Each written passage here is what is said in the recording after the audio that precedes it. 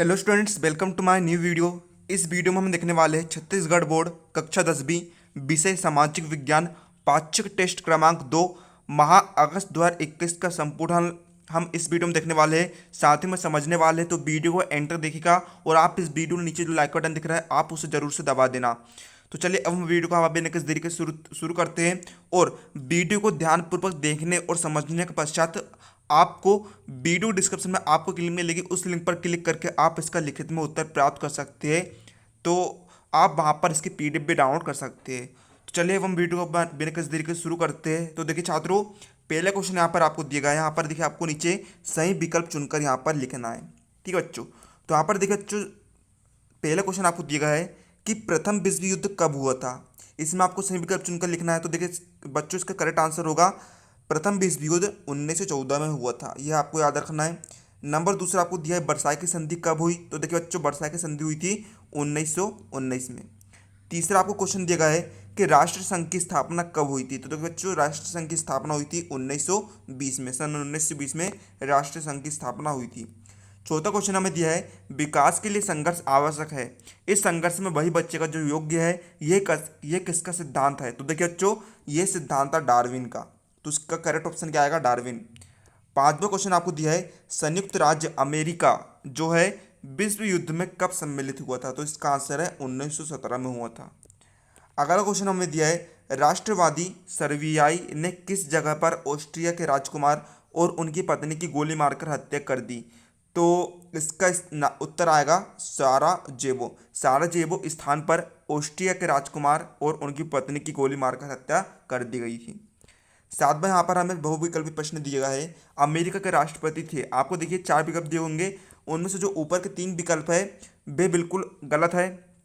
मतलब कि उनमें से कोई भी अमेरिका के राष्ट्रपति नहीं थे पूर्व में, इससे पहले कभी राष्ट्रपति नहीं थे। तो इसका आंसर आएगा नंबर 4, इनमें से कोई नहीं। आठवां क्वेश्चन आपको दिया गया है गुप्त संधि कब हुई थी। तो इसका आंसर आएगा 1914 में गुप्त संधि हुई थी। अब देखिए 9वें से यहाँ पर अति लघुत्तरीय प्रश्न यहाँ पर प्रारंभ हो जाते हैं। तो बच्चों 9वें क्वेश्चन आपको दिया गया है कि राष्ट्र संघ की स्थापना की गई थी। आपको बताना है कि राष्ट्र संघ की स्थापना के क्या कारण थे, किस कारण से राष्ट्र संघ की स्थापना की गई थी। तो इसका आंसर हम देखते हैं बच्चों। देखिए, प्रथम विश्व युद्ध के बाद स्थायी शांति कायम करने के लिए, है ना, शांति कायम करने के लिए बुलाए गए पेरिस शांति सम्मेलन ने 25 जनवरी 1919 को राष्ट्र संघ बनाने के लिए प्रस्ताव फ्रांसीसी जर्मन और वोल्कर बुंड का अनुमोदन कर दिया। राष्ट्र संघ के नियमों का मसौदा एक विशेष आयोग द्वारा तैयार किया गया था और वर्साई की संधि के भाग द्वारा संघ की स्थापना कर दी गई। तो इसका मेन उद्देश्य क्या था, स्थायी शांति कायम करने के लिए, है ना, इसका मेन उद्देश्य था 25 जनवरी 1919 को।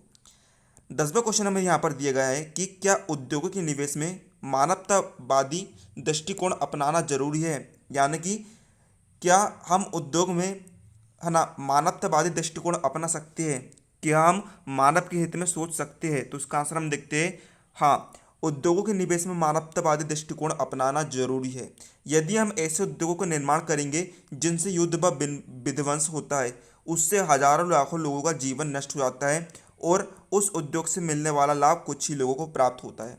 कहने का तात्पर्य यहाँ पर यह है कि देखिए होता क्या है, जब युद्ध होता है तो युद्ध में कई सारे लोगों को हानि होती है, कई सारे लोग मर जाते हैं और फायदा सिर्फ किन्हीं कुछ लोगों का होता है। तो, है ना, इससे क्या होता है, बहुत सारा नाश होता है। ठीक है, यदि हम निवेश में मानवतावादी दृष्टिकोण अपनाते हैं, यानी कि हम सबके मानव के हित के बारे में सोचते हैं, तो उससे ऐसे उद्योग विकसित होंगे जिससे विकास में सहायता मिलेगी, हजारों लोगों को रोजगार प्राप्त होगा और उत्पादन से लोगों के जीवन स्तर में सुधार होगा।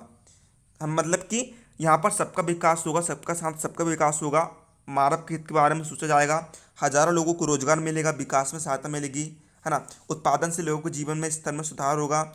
इसलिए हमें उद्योग के निवेश में मानवतावादी दृष्टिकोण को अपनाते हुए मानव मात्र के कल्याण को ध्यान में रखना चाहिए।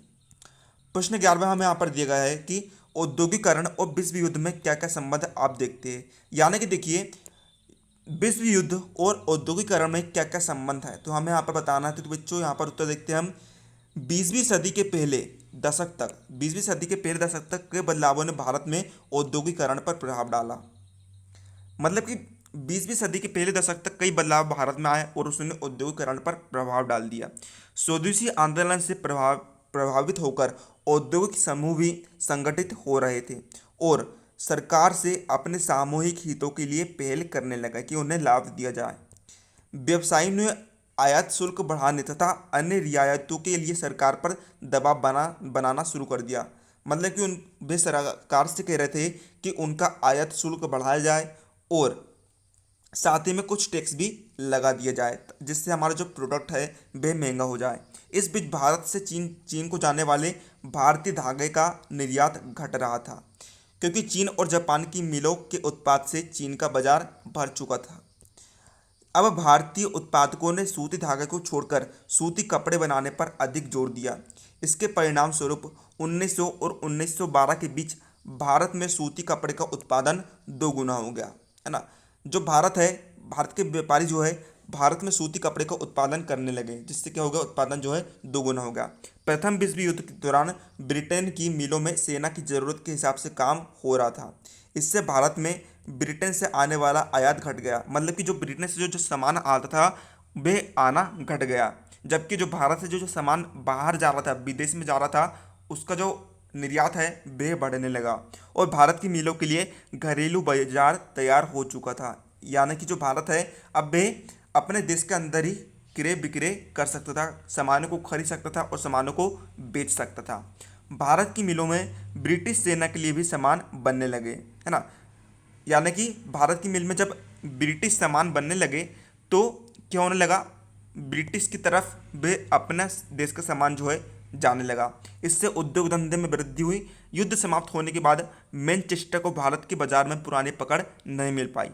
अब संयुक्त राज्य अमेरिका, जर्मनी और जापान के उद्योग ब्रिटेन से कहीं आगे निकल चुके थे। इस प्रकार हम यहाँ पर देख सकते हैं, इस प्रकार से हमें यहाँ पर समझ में आता है कि विश्व युद्ध और औद्योगिकरण में बहुत बड़ा संबंध होता है। देखिए, बार बार प्रश्न हम यहाँ पर देखते हैं, प्रथम विश्व युद्ध के बाद सैनिकों की दशा सुधारने के लिए क्या क्या किया जा सकता है, हम क्या क्या उपाय कर सकते हैं। तो इसका आंसर हम देखते हैं, सैनिकों की दशा सुधारने के लिए कई कदम उठाए जा सकते हैं।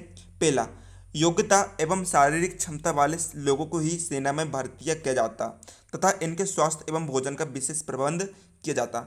मतलब कि जो सैनिक जो है शारीरिक क्षमता से है, योग्यता है, शारीरिक क्षमता से योग्य है ना, उनको ही सेना में भेजा जाना चाहिए। दूसरा पॉइंट हम यहाँ पर देखते हैं, दूसरा उपाय है, सैनिकों को छुपाने के लिए बैरक बनाए जाने चाहिए। उन्हें स्वास्थ्य की दृष्टि से अनुकूलन परिस्थितियों में बनाया जाता। सैनिक की चिकित्सा के लिए पर्याप्त दवाइयों की व्यवस्था की जानी चाहिए थी।